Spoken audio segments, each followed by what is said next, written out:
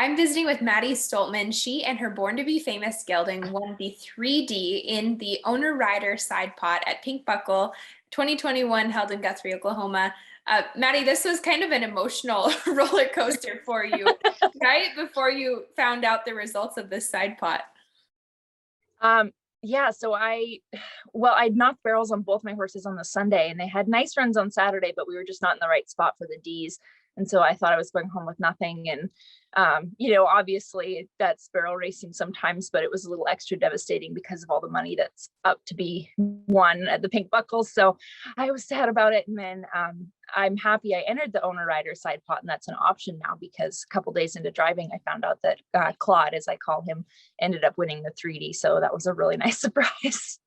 Absolutely. Tell me more about Claude. What is his backstory and how did he come to end up at your house?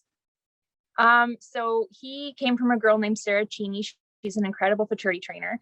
And she owned him and really didn't get along with him, which worked out well for me because they hadn't won a lot in his futurity year and she just had a hard time with him and they were hitting barrels. And so I found him and then found out who owned him. And we had some mutual friends. So I kind of asked, like, what's the deal with this horse? And called her up and she said, honestly, I don't get along with him. I make him look like crap. He makes me look like crap. I'm over it.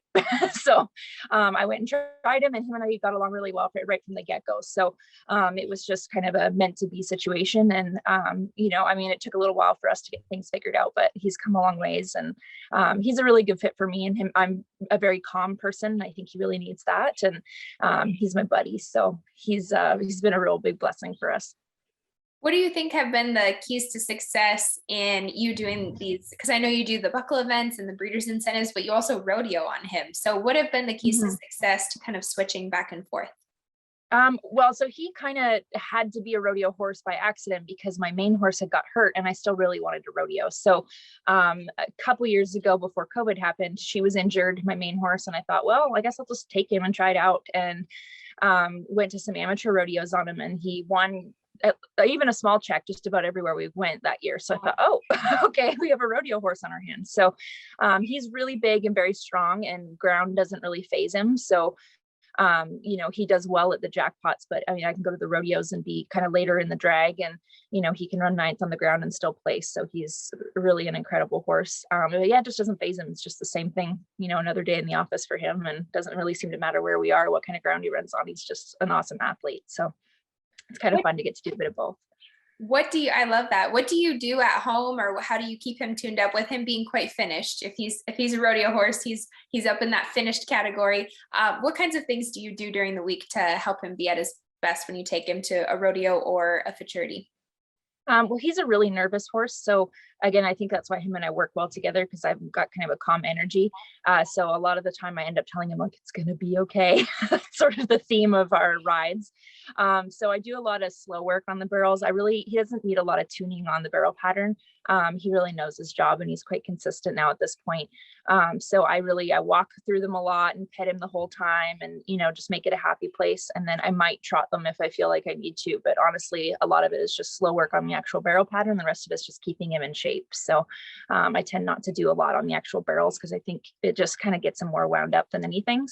So we found the happy place of going slow, keeping it calm, and then being able to go fast when we go somewhere on the weekend. Very good. Now, your husband, part of how he makes his living is he produces team ropings. Is that right? Mm-hmm. Yes. Does Claude ever get pulled into the team roping arena?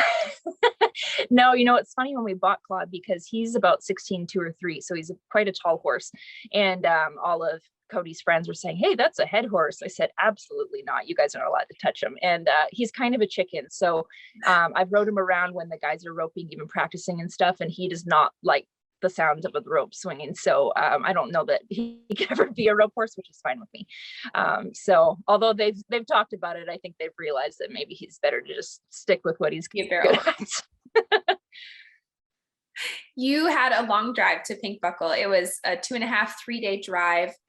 How do you prepare for those long trips in terms of prepping your trailer, prepping your horses, prepping yourself to make those long drives and arrive happy, healthy, and ready to compete? Well, I'm lucky. My horses handle it quite well. They're, for the most part, the ones that I brought down are kind of used to it. They've made some miles. So, Claude in particular, he's used to it. We've been rodeoing a little bit and, he's just, okay, guess we're going to drive for 3 days. But I was lucky enough. My dad actually flew into Salt Lake City and then drove down with me.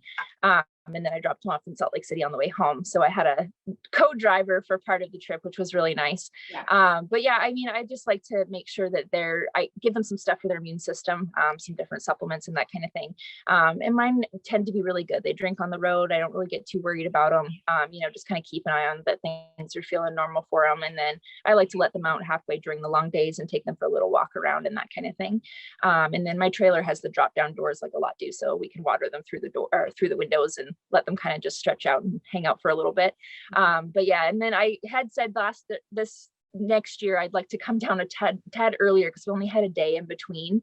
And I do think they were tired this time around, but that's just kind of how the schedule worked. So I think next year I'll maybe see if I can have a couple days between the trip and when they run, just to let them rest a little bit longer. But yeah, I think just being able to get them out of the trailer and move around and that kind of thing. And then I always make sure my trailer is clean too. So anytime we stop, just pulling out any dirty shavings and that kind of thing so that they've got a clean trailer to ride in.